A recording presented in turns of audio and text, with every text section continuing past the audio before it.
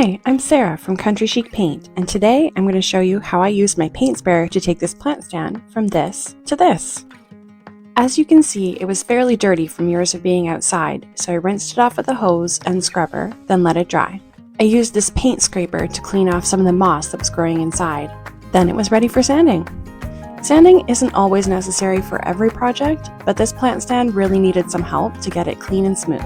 For more surface prep tips, be sure to check out our other videos with in-depth details on how to prep different types of surfaces. I chose to paint this piece in Jitterbug, which is a really nice, deep, muted teal color.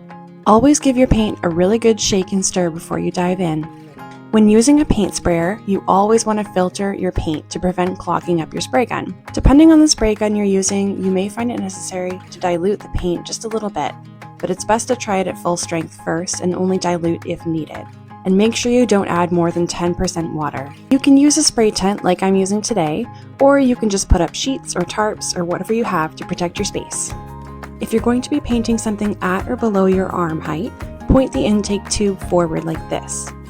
If you're going to be painting something like a ceiling or maybe the underside of a shelf, where your sprayer will be pointing up, turn the intake tube to the back like this. The air power dial on the top adjusts how forcefully the air comes out of the sprayer. For this paint, I'm setting my air power to about 5.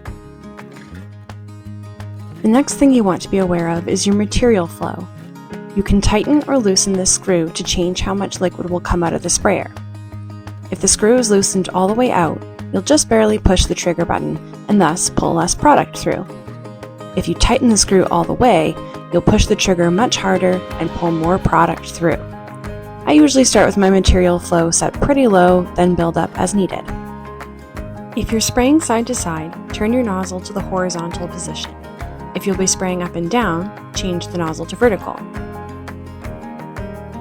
Always, always, always test your spray before you dive in. I keep a scrap piece of cardboard on hand for exactly this reason. This way, you can adjust your air power and your material flow to exactly what you need before you ruin your beautifully smooth surface of your furniture. Another important technique to practice is making sure your wrist stays locked. Don't twist from side to side as I'll show you here. Keeping your wrist locked will ensure the smoothest, most even finish possible. Always make sure you wear a good mask. Although Country Chic Paint is very eco-friendly and ultra-low VOC, it's best to be safe and avoid breathing it in. So let's dive in. You'll see that for the top woven section of this piece, I'm working horizontally. Keep your spray gun about 6 to 8 inches from the surface of your project, and be sure to overlap each pass by about 50%. Go slowly, but not so slowly that you'll create drips. To avoid texture in the finish, start and stop your spray off the sides of the piece. Now I'm moving on to the legs, where I want to use an up and down motion, so I'm going to turn my nozzle to the vertical position and practice keeping my wrist locked as much as possible.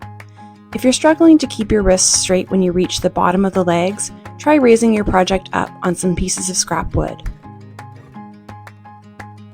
If you notice this sort of subtle orange peel texture when you're spraying, don't worry, it will naturally settle as it starts to dry. And here's how it looks after one coat. After this dries for 1 to 2 hours, I'm going to do one more quick coat to get a more opaque finish. I'm going to let the final coat dry for a full 24 hours before I move on to sealing it. To seal and protect my planter, I'm using Country Chic Paint's Clear Coat. Unlike paint, you don't want to shake Clear Coat as it will incorporate bubbles that you don't want showing up in your finish. Instead, give it a really good long stir to mix in any ingredients that have settled at the bottom. Just like you did with your paint, run the Clear Coat through a strainer before putting it in your paint sprayer. Don't dilute Clear Coat at all, or you'll risk compromising its protective properties. For Clear Coat, I'm going to turn my air power down to about 1 to 3. It's a thinner product than the paint was, so we don't need the air power quite so high. I'm also starting with my material flow turned all the way down to low.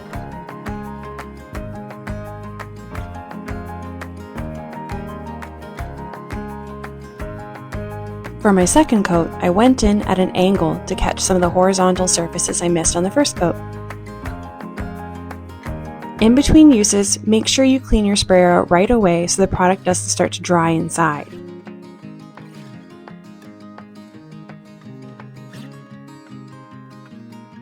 And here it is all finished. A beautiful new home for my begonias. I love the new color and the durable finish that I can leave outside year-round. Thanks so much for watching.